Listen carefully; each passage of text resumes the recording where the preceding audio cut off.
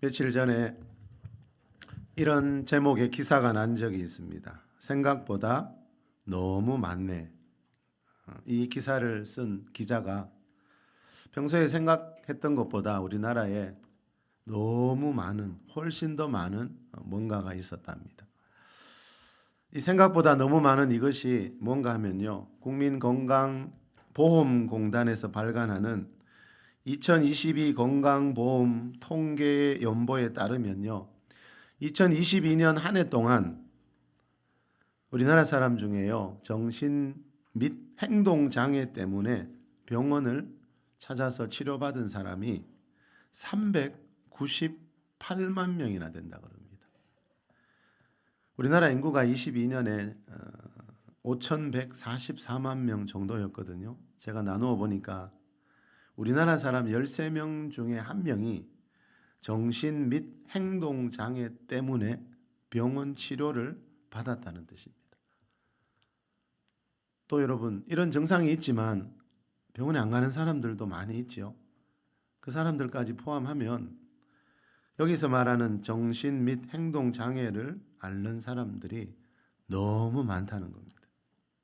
이 기사에 보면요, 이 정신 및 행동 장애가 뭔가 하면요, 우울 장애 및 조울증, 불안 및 강박 장애, ADHD라고 하는 주의력 결핍 과잉 행동 장애, 자폐 스펙트럼 장애 등을 포함한다라고 되어 있습니다. 한마디로 말하면 우리 마음과 정신에 생기는 질병을 말합니다.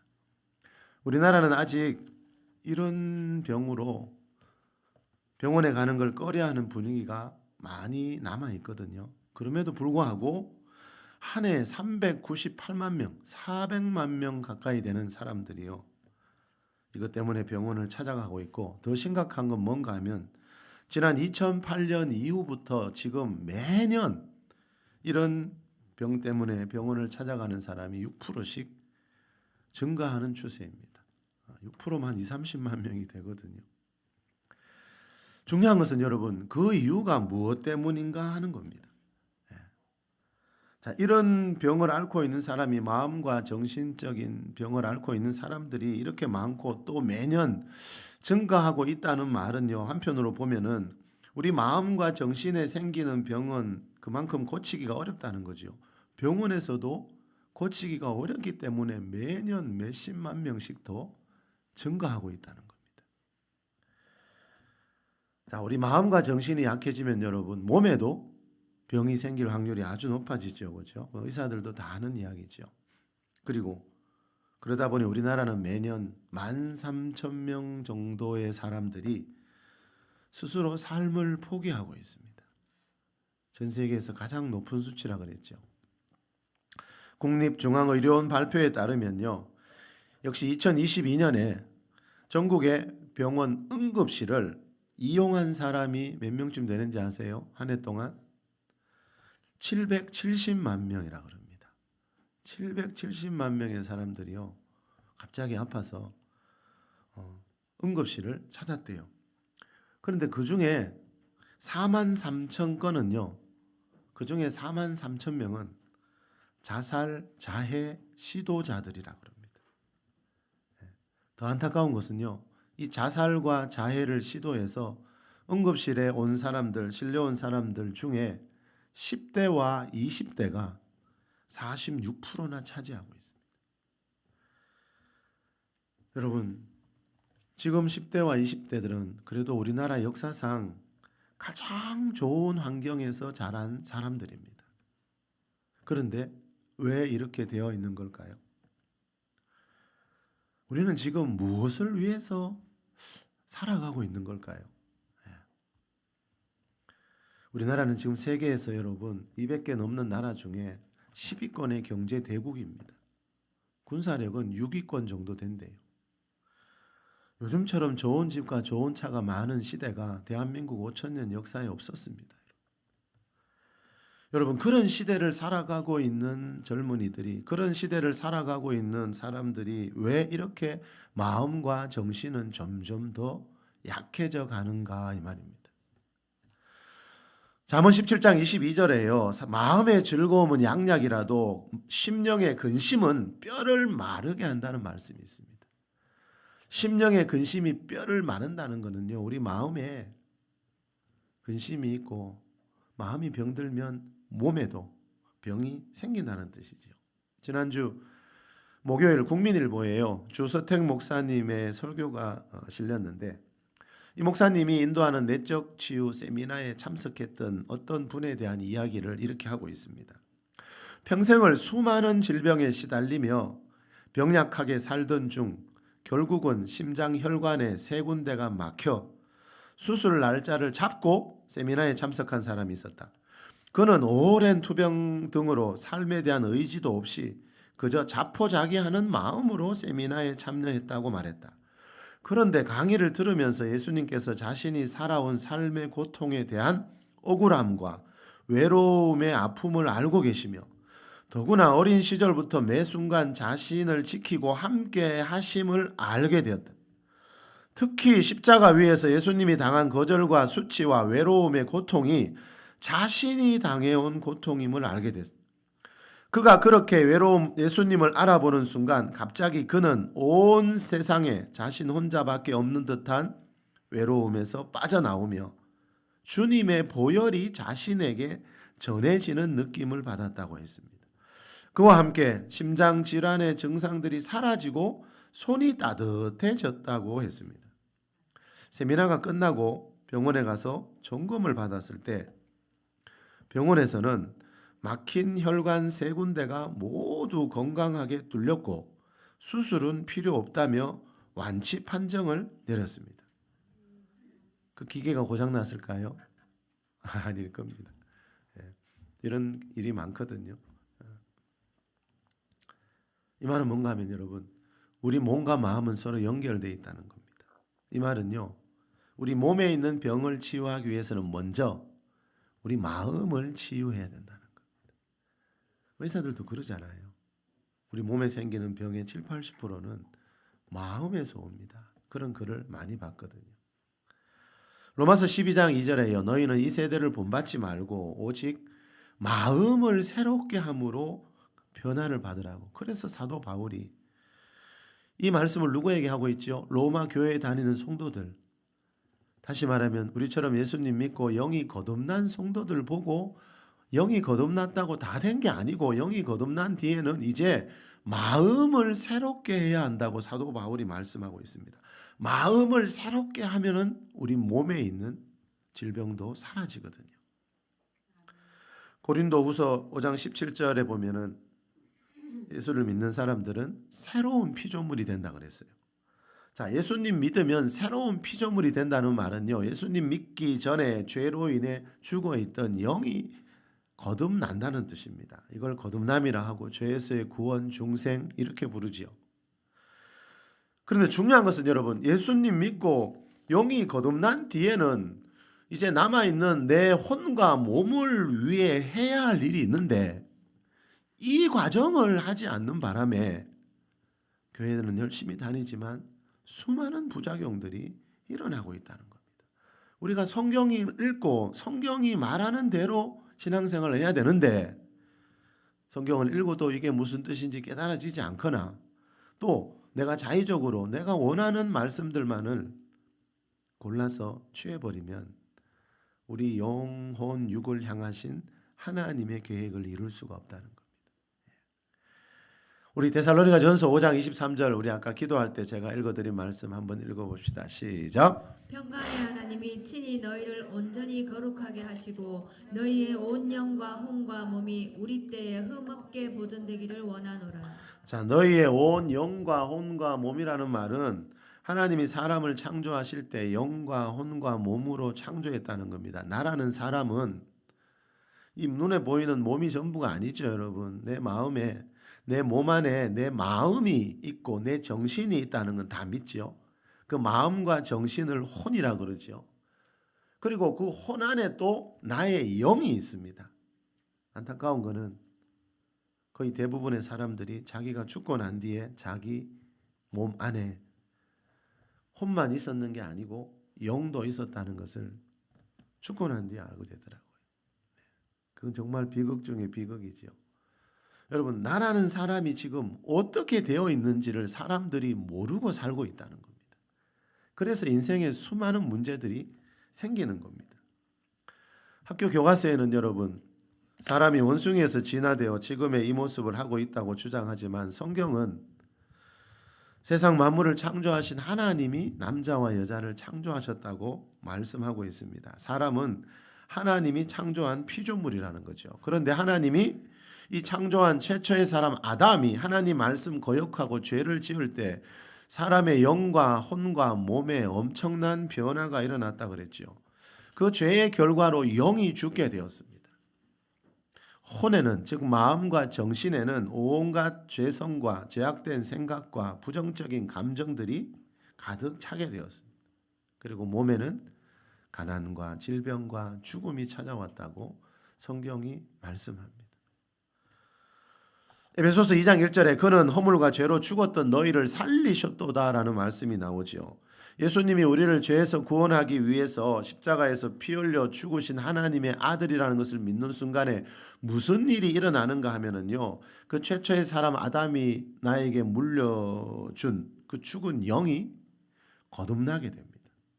영이 거듭났다는 말은 이제 영이신 하나님과 교제하면서 하나님의 은혜와 축복을 받아 누릴 수 있는 하나님의 자녀가 되었다는 뜻입니다. 그런데 중요한 것은 영이 거듭났다고 해서 이 성경에서 약속하고 있는 모든 하나님의 은혜와 축복이 저절로 나에게 임하는 것은 아니라는 겁니다. 영이 거듭난 뒤에는 반드시 방금 읽어드린 로마서 12장 2절 말씀처럼 마음을 새롭게 함으로 마음을 변화받기 위해서 내가 해야 할 일을 해야 하나님도 성경에 약속한 이 약속을 이루신다는 겁니다. 자, 영이 거듭난 뒤에 가장 먼저 해야 될 일은 마음을 새롭게 하는 겁니다. 봉사하고 일 많이 하는 게 아니고 여러분, 예수님 믿고 영이 거듭난 뒤에는 이제는 내 마음과 내 혼과 몸을 새롭게 해야 된다는 겁니다. 왜 그렇지요? 영이 거듭난 뒤에 마음을 새롭게 하라고 하는 이유가 뭔가 하면 여러분, 예수님 믿기 전에 우리가 세상 살아오면서 내 마음 안에 온갖 죄악된 것들이 쌓여 있고 또 사람과의 관계 속에서 받았던 상처와 쓴뿌리들, 상한 감정들, 부정적인 감정들, 이런 게 사람 마음 안에 가득해 있기 때문에 여러분, 영이 거듭나는 순간에 그런 것들이 저절로 다 사라지는 게 아니라는 겁니다. 그래서 사도 바울이 영이 거듭난 로마교회 성도들 보고, 영이 거듭나서 교회 다니는 성도들을 보고 이제는 너희 마음을 새롭게 하서 변화를 받으라고 말씀하는 겁니다. 찰스 크래프트 목사님이 2시간에 내적 치유 기적이라는 책에서 이런 말을 합니다. 내가 경험으로 얻은 것은 치유는 대부분의 신자들에게 구원 이후의 단계라는 것이다. 구원의 단계를 지나 구원에 기초한 두 번째 단계가 필요하다. 이 말은 예수님 믿고 죄에서의 구원이라는 첫 번째 단계를 지난 뒤에는 치유라는 두 번째 단계, 이제 남아있는 우리 혼과 몸의 치유라는 이 두 번째 단계를 지나가야 되는데, 교회를 다니는 많은 사람들이 영이 거듭나고 난 뒤에 이 두 번째 단계를 지나가지 않고 다른 단계로 뛰어넘고 있다는 겁니다. 그래서 부작용이 생기는 거예요. 여러분, 이 두 번째 단계 치유라는, 마음과 몸의 치유라는 두 번째 단계를 거치지 않고 다른 일 열심히 하다 보니까 교회는 열심히 다니지만 어딘가에 문제들이 생기게 되는 겁니다. 자, 이 두 번째 단계를 반드시 지나가야 데살로니가전서 5장 23절 말씀처럼 너희의 온 영과 혼과 몸이 우리 주 예수 그리스도께서 오실 때까지, 강림하실 때까지 흠없게 보존할 수가 있거든요. 예수님이 하신 일이 이거잖아요. 예수님이 백성 중에 모든 병과 모든 약한 것을 고쳤다는 말이 이 말씀이거든요. 예수님은 천국 복음만 전하신 게 아니고 마태복음 4장에 보니까 천국 복음을 전하시며 백성 중에 모든 병과 모든 약한 것을 고치시니라 나오잖아요. 그래서 예수님은 영만 거듭나게 하신 게 아니고 영이 거듭난 사람들의 마음과 정신에 있는 병과 몸에 있는 병, 영혼, 몸의 모든 약한 것들을 다 고치셨다. 예수님이 하신 일을 교회와 우리 그리스도인들이 해야 할 줄 믿습니다. 주위에서 어떻게 믿든지 간에 우리는 성경에서 말씀하는 예수님이 하신 말씀을 기억해야 되고 예수님 말씀을 붙잡고 교회를 세워가야 할 줄 믿습니다. 여러분, 하나님이 사람에게 동물에게는 없는 영을 주신 이유가 뭐라 그랬죠? 영이신 하나님과 교제하기 위해서라 그랬죠. 이사야 43장 21절에 보니까 이 백성은 내가 나를 위하여 지었나니 나를 찬송하게 하려 함이라 그랬죠. 하나님은 사람을 창조한 목적이 하나님을 찬송하기 위해서다. 하나님을 예배하면서 하나님과 교제하기 위해서라고 분명히 말씀하고 있어요. 우리는 세상에서 돈 벌기 위해 태어난 인생이 아니라는 겁니다. 자, 하나님이 사람을 창조하는 목적은 하나님을 찬송하고 예배하고 교제하면서 하나님 안에 있는 은혜와 축복을 누리도록 하기 위해서 우리를 지으셨다는 겁니다. 사람들이 이 창조의 목적대로 살지 않기 때문에 돈은 많이 벌었지만 좋은 차, 좋은 집에 살고 있지만 마음과 정신은 점점 더 약해져 가고 있는 겁니다. 케네스 해긴 목사님이 승리하는 교회라는 책에서 이런 말을 합니다. 당신의 혼이 말씀으로 새롭게 되지 않는다면 당신의 몸이 혼을 통하여 당신의 영을 통치할 겁니다. 마음으로 하나님 말씀을 묵상해야 합니다. 그래야 당신의 생각이 바뀌고 변화됩니다. 새로워지지 않는 마음은 마귀에게 길을 열어주게 되는데, 왜냐하면 마음은 마귀가 사람에게 들어오는 길이 되기 때문입니다. 이 말은 우리가 마음을 잘못 품고 있으면 마귀가 그 마음을 타고 우리에게 들어올 수 있다는 겁니다. 예수님을 믿는 사람도 마귀와 악한 영들에게 지배당할 수 있다는 겁니다. 우리 마음이 새로워지지 않는다면 사도행전 5장에 나오는 아나니아와 삽비라 부부 보면 알 수 있지요. 베드로가 어느 날 자기 교회 성도인 그 아나니아 보고 뭐라 그랬죠? 사탄이 네 마음에 가득해 있도다. 여러분, 그 12사도 예수님의 12제자가 목회하던 예루살렘 교회 안에 사단이 성령으로 마음이 충만한 게 아니고 사단이 가득한 성도가 있었어요. 아나니아는 평소에 예수님 믿고 난 뒤에 마음을 새롭게 하지 않았다는 겁니다. 예전에 그 마음 그대로 품고 살았다는 거죠. 해긴 목사님 말이 이겁니다, 여러분. 우리가 마음을 새롭게 하지 않으면 마귀에게 길을 열어주게 됩니다. 그래서 사도 바울도 에베소서 4장에서 이 말씀을 하는 겁니다. 우리 잘 아는 말씀이지만 다시 한번 에베소서 4장 26절 27절입니다. 시작. 분을 내어도 죄를 짓지 말며 해가 지도록 분을 품지 말고 마귀에게 틈을 주지 말라. 이 말은 해가 지도록 분을 품고 있으면 마귀가 틈을 타게 된다는 말이죠. 마귀는 누구에게 주목합니까? 분을, 화를 내는 사람들. 이 나라 곳곳에 분노가 얼마나 많습니까? 요즘은 뉴스 보기가 참 무서워요. 여러분, 세상에서 일어나는, 가정 안에서 일어나는, 사람과의 관계에서 일어나는 불행한 일들의 배후를 보십시오. 거의 대부분 사람의 마음 안에서 일어나는 분노, 상한 감정 때문이잖아요. 그런 것들이 마귀에게 틈을 준대요. 마귀에게 틈을 주지 말라는 말은요, 마귀에게 틈을 주면 아나니아처럼 마음이 사단으로 가득할 수가 있기 때문에 사도 바울이 이 말씀을 하는 겁니다.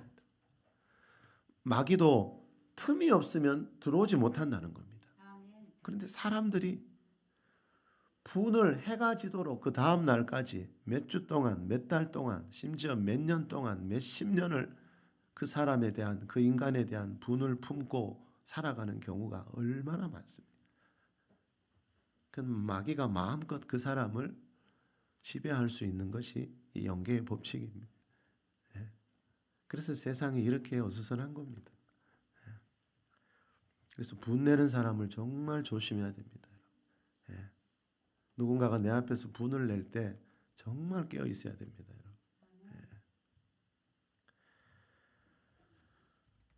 자, 평소에 마음을 우리가 새롭게 하면서 살아가는 게 얼마나 중요한지 이런 예들만 이런 말씀만 봐도 우리가 알 수 있습니다. 자, 여러분 분노하고 미워하고 원망하고 용서하지 않는 이런 부정적인 감정은 마귀가 그 사람에게 다가갈 수 있는 모기가 되고 틈이 냅니다. 다시 말하면 이 분노와 미움 같은 부정적인 마음이 내 안에서 일어날 때 마음을 새롭게 하려는 어떤 노력을 시도를 내가 직접 해야 한다는 겁니다. 여러분 그날 분노한 거 사람들이 이제 좀 시간이 가면 분을 그치는데 그 분노라는 감정이 완전히 사라진 게 아니라는 거죠. 그 사람 마음 안에 어떤 흔적을 남기게 됩니다.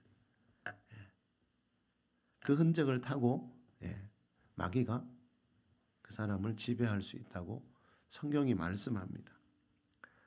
그래서 여러분 우리가 살다 보면 여러분 마음에 이상한 감정이 일어나지 않는 사람은 이 세상에 아무도 없습니다. 성경에 나오는 하나님의 사람들 보니까요. 우리하고 똑같더라고요. 그래서 야고보서 5장에 보니까 엘리야 같은 사람도 우리와 성정이 똑같다. 다윗 같은 사람도 우리와 성정이 똑같거든요. 그래서 우리가 죄로 인해 타락한 본성을 가지고 있기 때문에 이 분노와 미움, 원망 같은 이런 부정적인 감정이 일어나지 않을 수는 없습니다. 그런데 그런 부정적인 감정이 일어날 때 내가 마음을 새롭게 하려는 어떤 시도를 하게 되면 그 분노에 사로잡히지 않게 된다는 겁니다. 자, 오늘 본문에 나오는 이 다윗을 보면 잘 알 수 있습니다. 자, 오늘 본문 시편 56편 1절, 2절 먼저 한번 읽읍시다. 하나님이여, 시작. 하나님이여 내게 은혜를 베푸소서. 사람이 나를 삼키려고 종일 치며 압제하나이다. 내 원수가 종일 나를 삼키려 하며 나를 교만하게 치는 자들이 많사오니. 자, 다윗이 지금 하나님께 은혜를 베풀어 달라고 기도합니다. 이유가 뭐지요? 사람들이 나를 삼키고 종일토록 치며 압제하기 때문입니다. 원수가 2절에 의하면 내 원수가 종일 나를 삼키려 하고 나를 교만하게 치는 자들이 많기 때문에 한두 명도 아니고 다윗이 지금 하나님께 은혜를 구하는 기도를 하고 있습니다. 여러분 세상 살다 보면 다윗만 그렇게 했습니까? 다윗만큼은 아닐지 몰라도 우리도 꼭 원수 같은 사람을 만납니다. 그럴 수밖에 없지요. 왜요? 사람의 본성은 죄로 인해 완전히 타락해 있거든요. 그래서 여러분 안타깝게도 부모 형제도 가족도 원수가 되는 일들이 많고요. 몇십 년 사귄 친구도 어느 날 원수가 되는 일들이 얼마나 많습니까? 다윗도 시편에 보니까 원수가 정말 많았어요. 여러분 다윗은 성경에 보니까 그 많은 하나님의 사람들 중에도 특별히 하나님이 더 너는 내 마음에 합한 자라고 할 정도로 하나님 마음에 들었던 사람인데 원수가 얼마나 많았는지 다윗의 시에 보면 이 원수라는 단어가 계속 등장합니다. 자, 여러분 누구나 다윗처럼 그죠?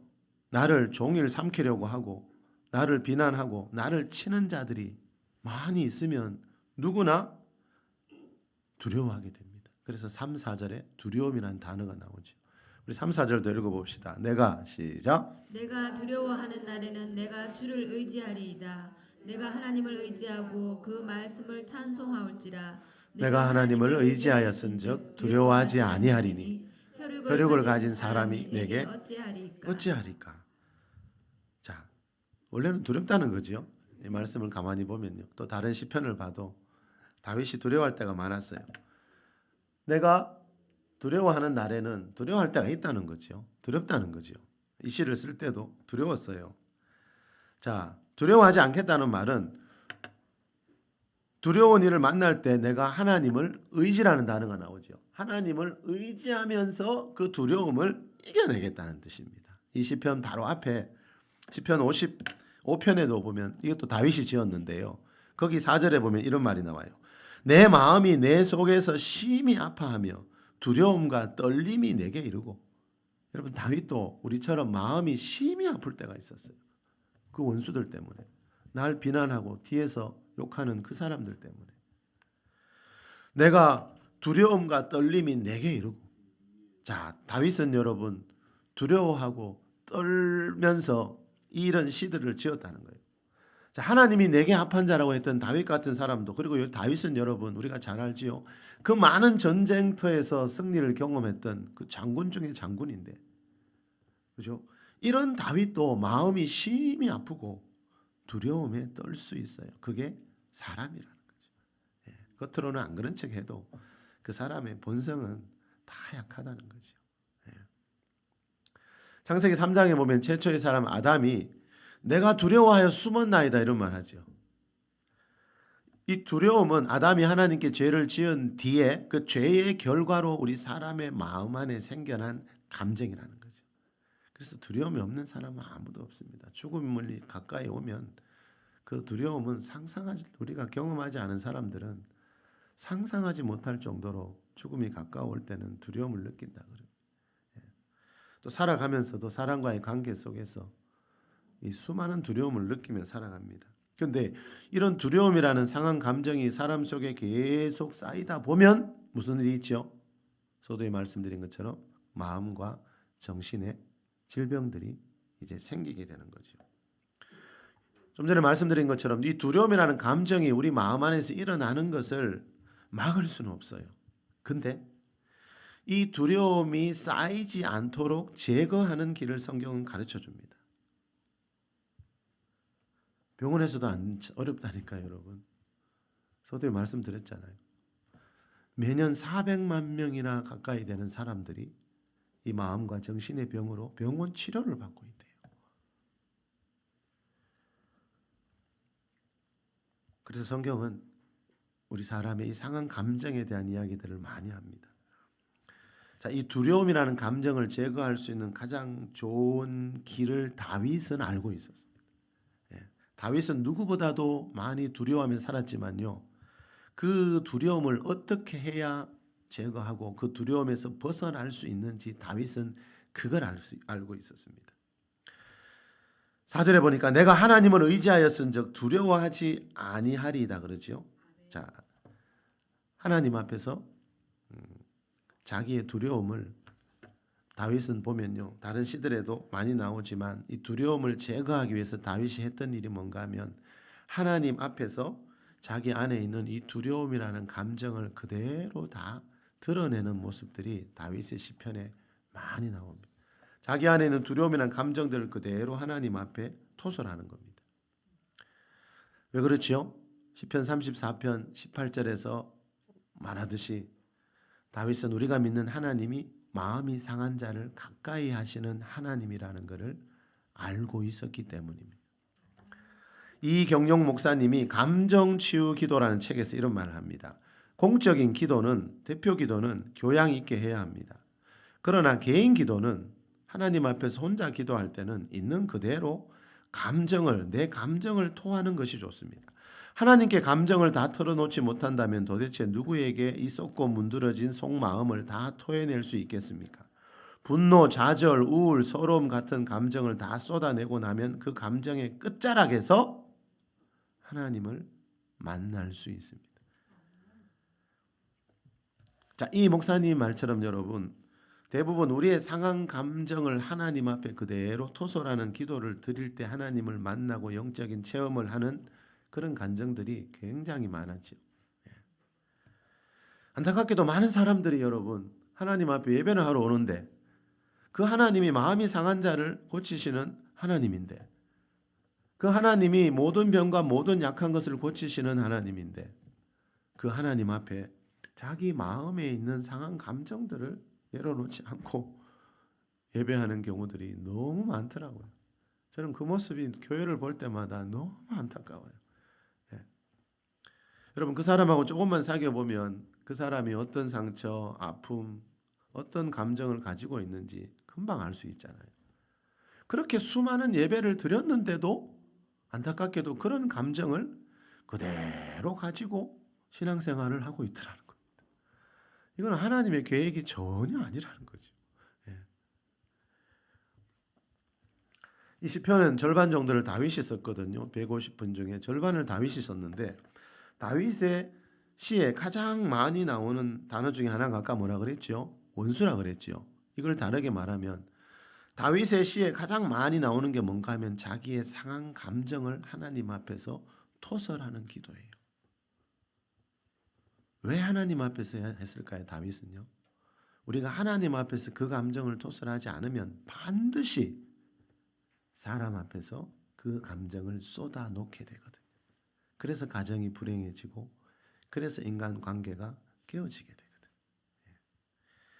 자, 다윗이 쓴 또 다른 시 중에 하나인데요. 우리 시편 109편 8절에서 10절로 한번 가봅시다. 시작. 그의 연수를 짧게 하시며 그의 직분을 타인이 빼앗게 하시며 그의 자녀는 고아가 되고 그의 아내는 과부가 되며 그의 자녀들은 유리하며 구걸하고 그들의 황폐한 집을 떠나 빌어먹게 하소서. 이거 지금 다윗이 하는 기도입니다. 하나님 앞에서.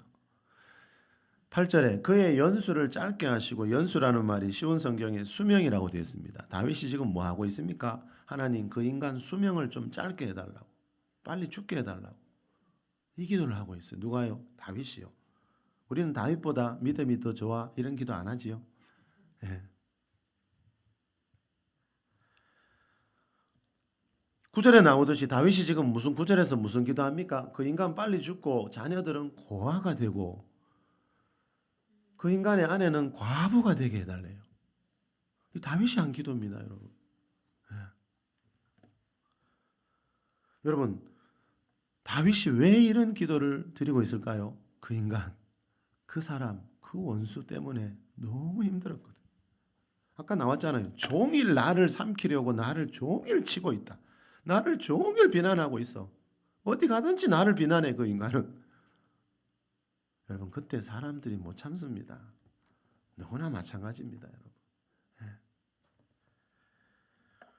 자, 다윗이 여러분 왜 이런 기도를 지금 하고 있는지 요 바로 앞에 보면 나와요. 요 바로 앞에 보면 이런 말이 나와요. 그들이 악한 입과 거짓된 입을 열어 나를 치며 까닭 없이 나를 공격하였나이다. 그들이 악으로 나의 선을 갚았습니다. 다윗은 그 사람들에게 선을 베풀었는데 그 사람들이 나에게 악으로 갚더라는 거예요. 까닭 없이 나를 공격하는 거예요. 이런 일 당하면 누구나 억울하고 분해서 잠이 안 옵니다, 여러분. 예. 다윗도 마찬가지라는 겁니다. 다윗도 우리와 성정이 똑같은 사람이라는 거예요. 그런데 한 가지 다른 게 뭐라고요? 다윗은 그런 감정이 생길 때, 억울하고 분하고 원통한 감정이 생길 때 사람 앞에 가서 퍼붓고 사람과 싸우는 게 아니고 전화통 들고 소리 지르는 게 아니고요. 하나님 앞에서 자기의 그 상한 감정을 다 토설하고 있는 거예요. 예.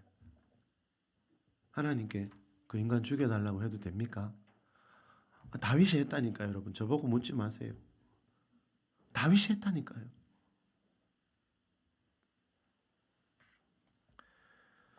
다윗은 하나님이 마음이 상한 자를 가까이 하시는 하나님이라는 걸 알고 있었습니다. 그래서 하나님 앞에 자기 상한 마음을 다 퍼붓는 거예요. 상상이 안 되죠, 우리는. 예. 방금 소개해드린 책 제목이 뭐였죠? 감정 치유 기도. 이런 기도를 할 때 무슨 일이 일어나지요? 그 상한 감정의 치유가 일어납니다. 이런 감정을 다 토설하면 좀 전에 어느 목사님이 말한 것처럼 그 감정의 끝자락에서 이제 하나님을 만나게 돼요. 예. 여러분, 하나님은 우리가 마음 안에 지금 마음이 상해 있고 힘든 가운데 있는데 하나님 앞에 와서는 안 그런 척, 행복한 척, 즐거운 척 그렇게 드리는 예배를 원하지 않는다는 거예요. 예. 그건 가식이거든요. 예. 마음이 아플 때는 우리가 하나님을 아버지라 부르잖아요.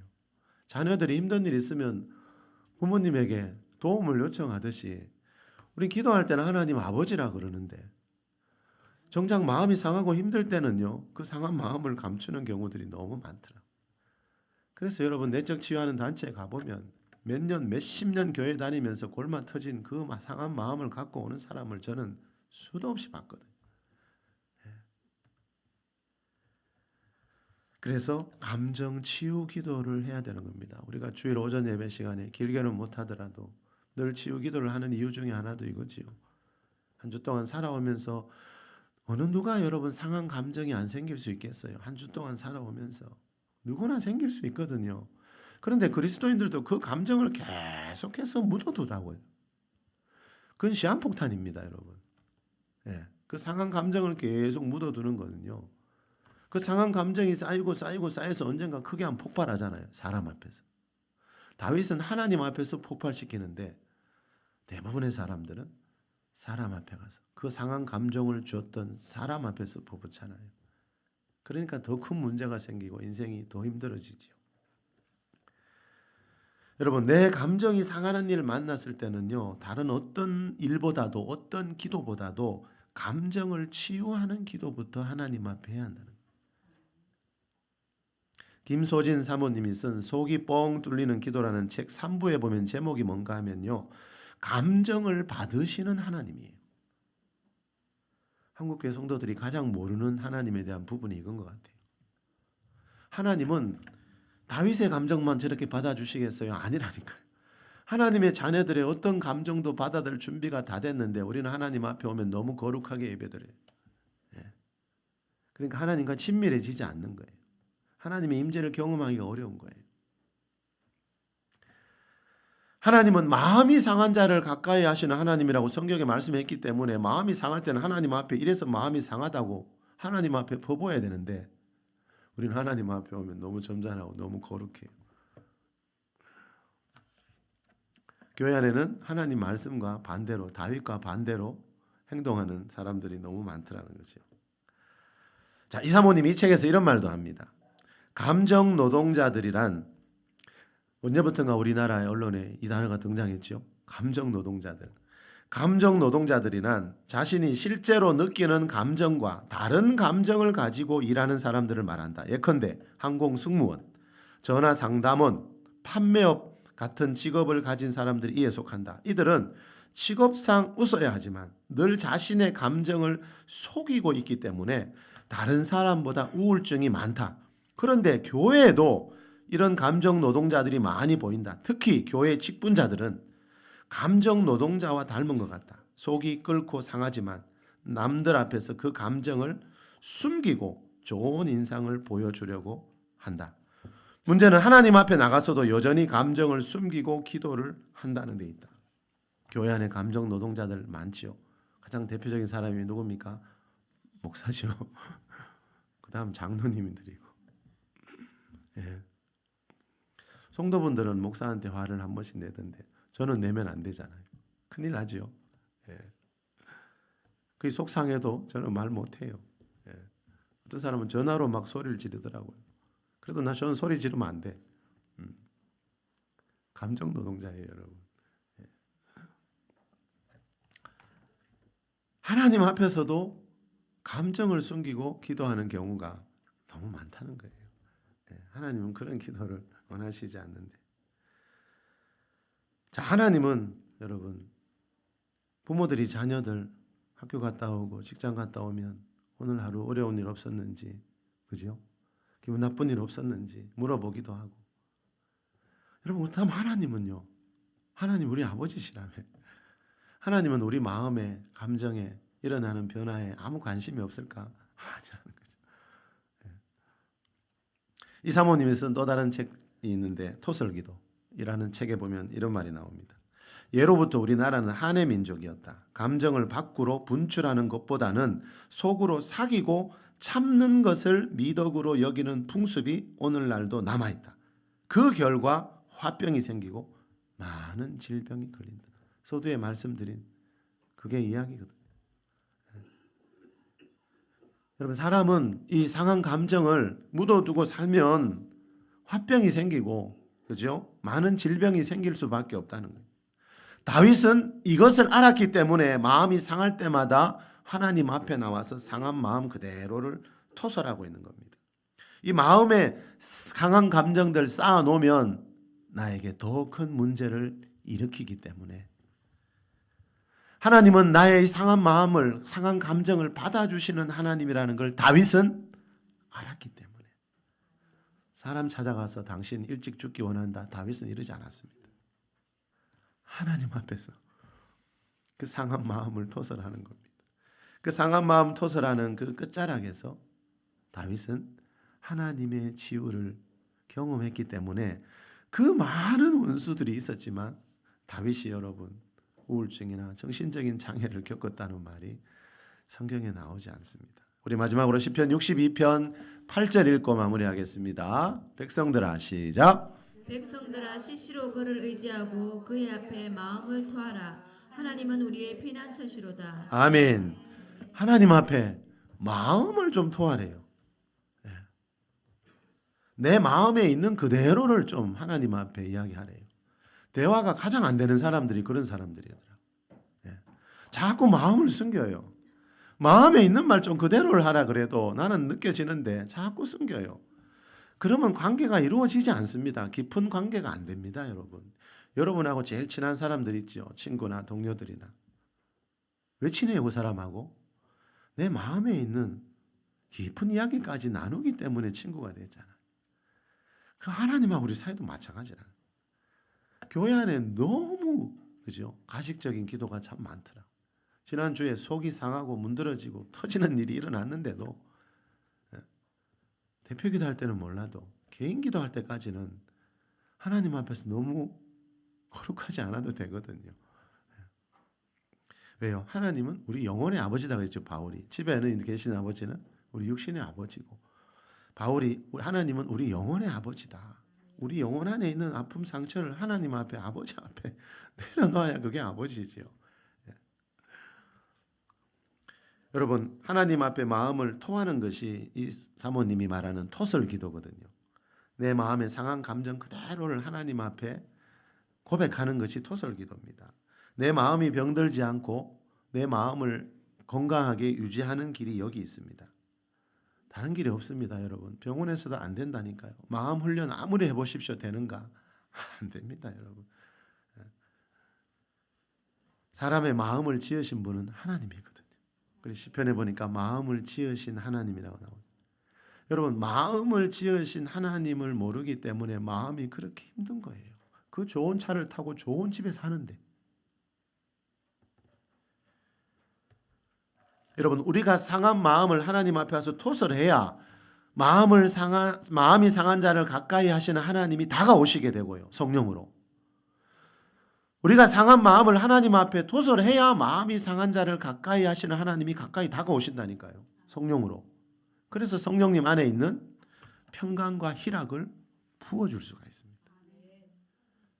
그리고 마음은 몸과 연결됐다 그랬죠.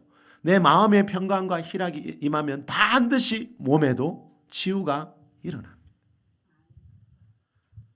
여러분, 하나님은 우리의 영만 거듭나게 하시는 분이 아니라는 걸 꼭 기억하시길 바랍니다. 하나님은 예수님 믿고 영이 거듭난 자들의 마음과 몸을 치유하시는 치료자라는 것을 기억할 수 있길 바랍니다. 자, 우리가 영이 거듭나고 난 뒤에 가장 중요한 일은요, 가장 빨리 해야 되는 일은요, 다른 일이 아니고요, 내 혼과 몸을 치유해서 예수님 오시는 날까지 내 영과 혼과 몸을 흠없게 보존하는 것입니다. 하나님 앞에 나올 때마다 내 마음을 드리면서 예배할 수 있기를 바랍니다. 그래서 우리 마음을 만지시고 마음을 치유하시는 하나님의 손길을 경험하는 우리 모두가 될 수 있기를 예수 그리스도 이름으로 축복합니다.